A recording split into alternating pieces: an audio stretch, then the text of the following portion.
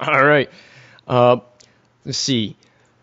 The You mentioned like how you first heard of the band Aria was when you're in Germany. Uh, Yeah. like tell us a little bit more about that story so the audience can hear it. Yeah, we were touring in Germany, and we'd stopped to do this festival called Headbangers Open Air, it's basically a really hardcore underground metal festival done by these guys that are so into metal. The year we played it, the concert ticket was a piece of metal. That was the ticket to get into the show.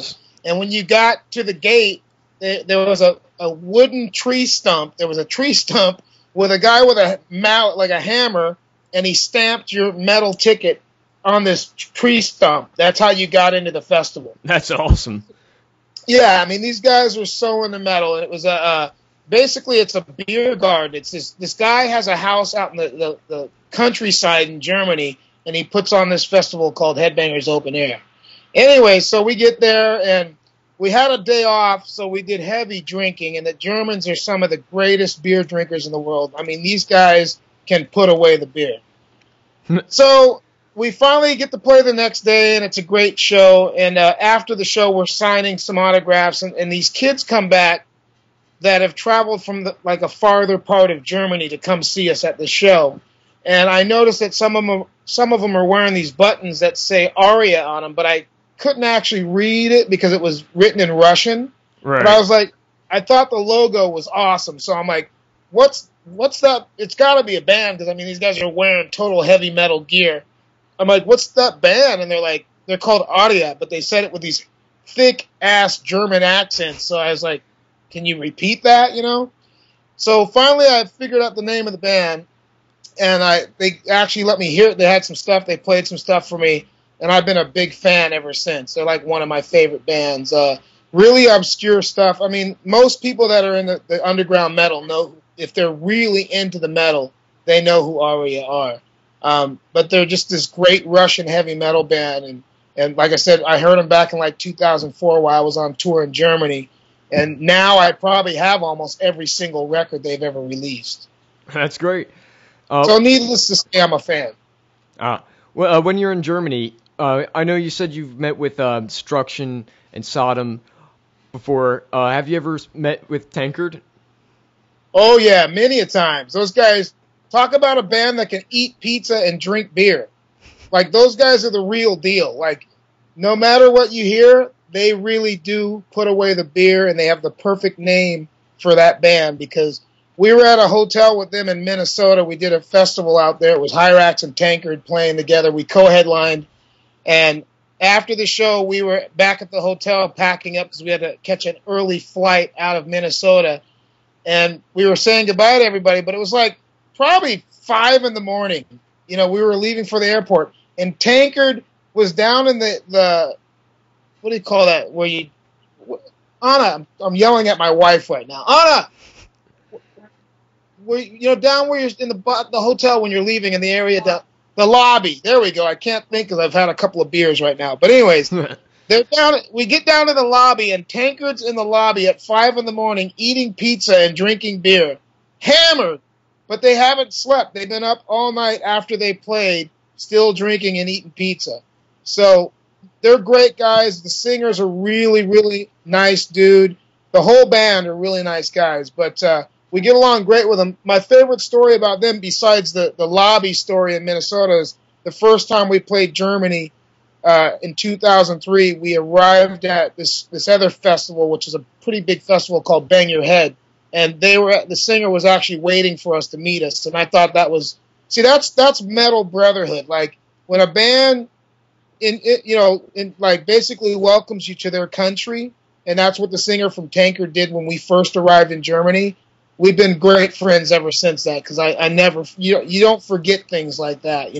We've only had that happen with a few bands. Like Tankard's one of them. Sabbath from Japan's another one. And when we were in Sweden, Niflheim was waiting for us when we got there. So there's definitely a brotherhood between some of the metal bands that's really incredible. It's that's why I love metal so much. There's some really good people out there. Awesome. What was the scariest touring experience or scariest place you've toured that you have ever done? Like just place that just seemed a little sketchy or something that just went terribly wrong that just kind of got you, scared out of your wits. Has there been any experiences like that? Well, I'll tell you, you're already kicking ass in this interview because you're asking good questions. That's an excellent question just because I don't want this to sound bad towards the country, because the people in this country are amazing, but out of all the places we've ever been, it would probably be Ecuador. We played Ecuador, and we had seen stuff there and we've been to some very, very wild countries. We've been to, Bogota, Colombia.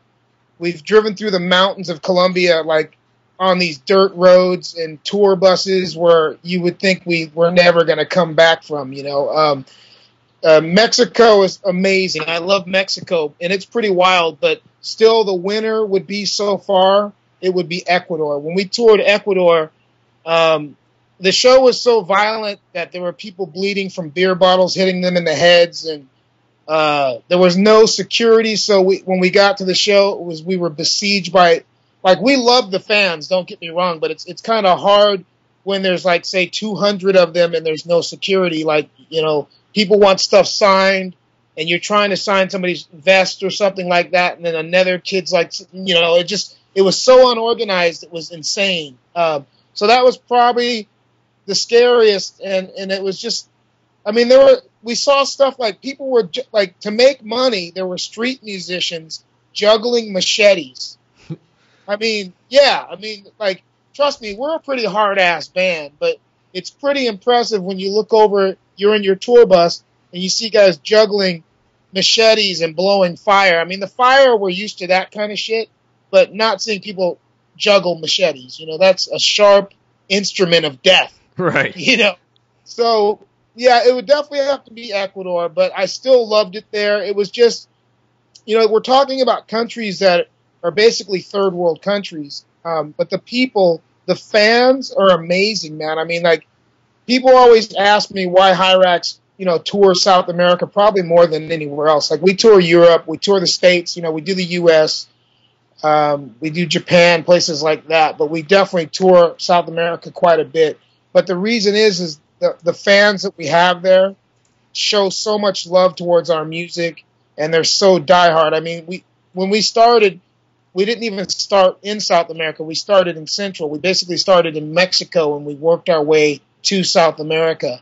And because of Mexico, which we have so much love and respect for that country, we decided to go further in because Mexico was amazing. Every time we go back and play Mexico, there are more and more fans. We've gotten bigger there over the years that we've gone there because the word just has spread like a disease about Hirax.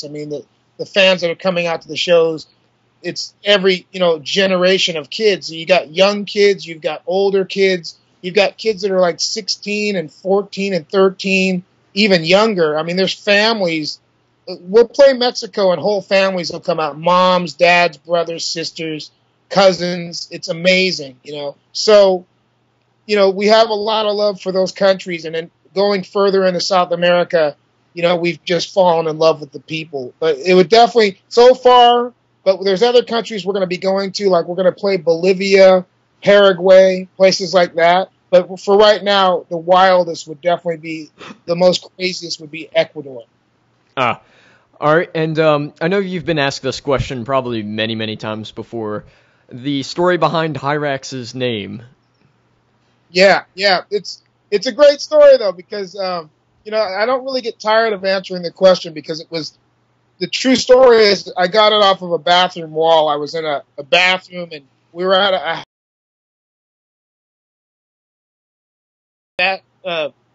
the singer from Skid Row. What's his name? Sebastian Bach.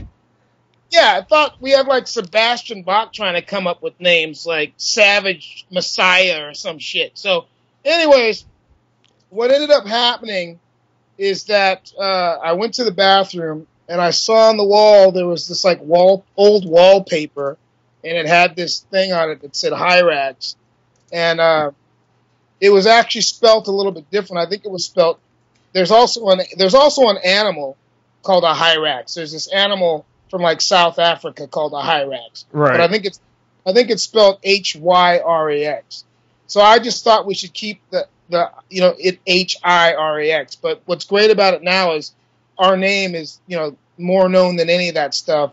And so now the name Hirax is synonymous with the band Hirax. But the thing that I just found out recently is it's a pretty popular name in Finland. And there's like I saw a picture of a building. It looked like a liquor store. It was Hirax something.